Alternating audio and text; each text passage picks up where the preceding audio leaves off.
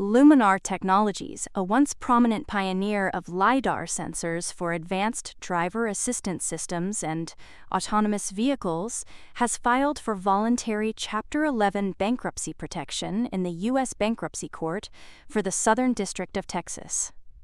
The filing follows missed interest payments on its first lien notes due in 2028 and the recent appointment of a restructuring specialist. Luminar intends to continue operating during the restructuring process, working with suppliers and partners to maintain delivery of its hardware and software. As part of its restructuring strategy, Luminar plans to pursue court-supervised sales of its core LiDAR business and selected assets. The process has strong creditor support, with approximately 91.3% of first lien and 85.9% of second lien noteholders backing the plan. Luminar expects to use about $25 million of existing cash to fund operations during the Chapter 11 process.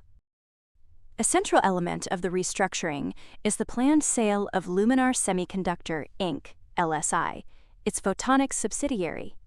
Luminar has agreed to sell LSI to Quantum Computing, Inc., QCI, in an all-cash transaction valued at $110 million, subject to higher bids through a Section 363 bankruptcy sale process. LSI is not part of the bankruptcy filing and will continue operating normally. Court approval of the transaction is targeted by the end of January 2026. For QCI, the acquisition adds a portfolio of photonic components, patents, and an experienced engineering team, strengthening its integrated photonics and quantum optics roadmap. QCI expects the deal to expand revenue by serving LSI's existing non-quantum customers while leveraging LSI's technology to accelerate commercialization of quantum systems.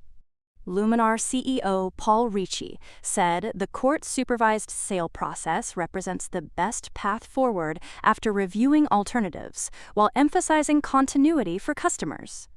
In the end, the restructuring is meant to stabilize Luminar's operations, monetize valuable assets, and reposition the business amid ongoing financial and market challenges. For more on stocks and crypto, follow Ascencore. See you next time.